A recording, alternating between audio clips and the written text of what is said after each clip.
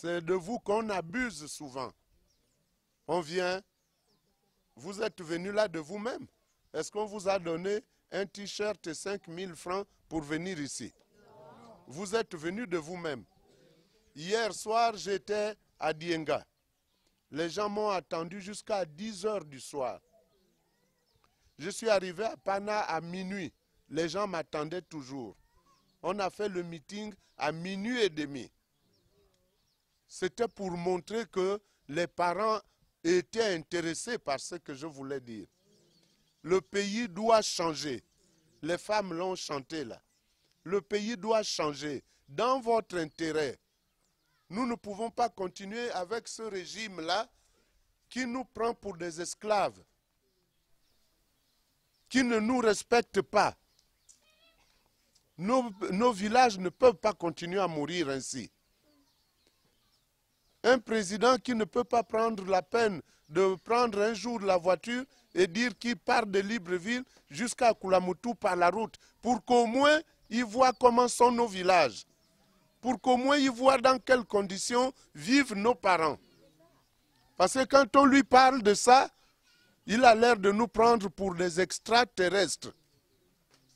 Alors que si on veut diriger un pays, il faut connaître la mentalité des habitants de ce pays.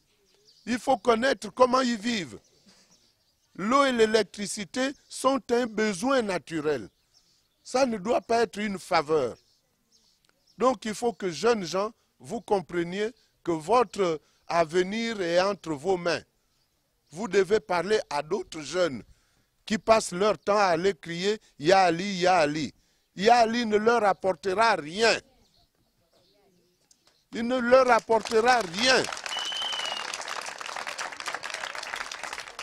Lui, il a déjà assuré son avenir. Il a assuré l'avenir de ses enfants, de ses petits-enfants, de ses arrière-petits-enfants. Mais il n'a rien assuré pour vous. Pour venir ici, pour faire 20 km, on met plus d'1 heure.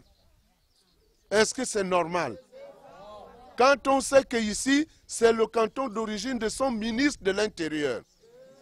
S'il veut que son ministre de l'Intérieur soit bien apprécié de la population, il faut au moins qu'il fasse le travail pour qu'il le gâte. Là, on fait semblant de vous mettre un bulle qui va passer. Le bulle n'arrivera pas ici, les élections seront terminées et vous verrez que ça va repartir.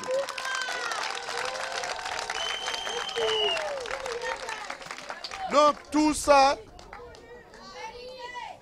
là, on fait pour vous fermer les yeux. On fait tout ça pour vous fermer les yeux. Aujourd'hui, le gouvernement prend des décisions graves. Monsieur Bongo Ndimba Ali, il préfère protéger les éléphants. Alors que nos mamans souffrent, leurs plantations sont dévastées par les éléphants. Il ne faut pas tuer les éléphants. Mais alors, il faut lui dire, quand ces gens viendront ici pour la campagne, qu'allez chercher vos éléphants pour venir voter le 27 août prochain. Mais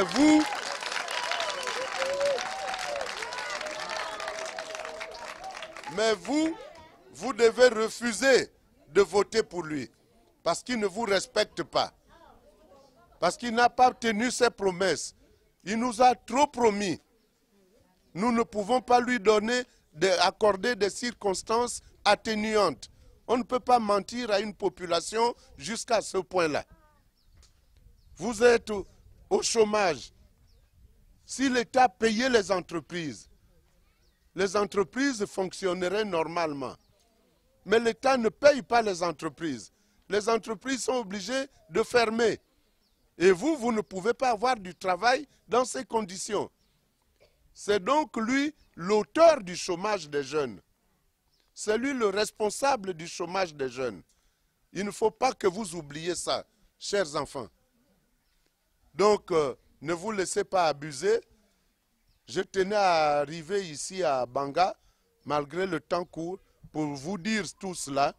Je vous donne rendez-vous donc le 27 août prochain pour que vous votiez, que vous mettiez à la tête de ce pays un enfant du pays qui connaît le pays.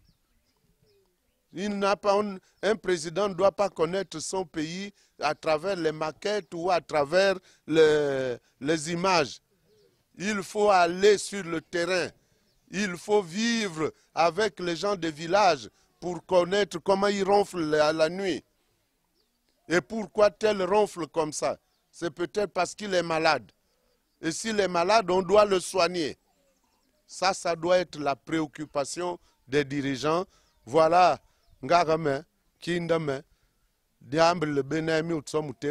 C'est pour cela que me dit oui, lolo. Malumbi ma ben. Merci.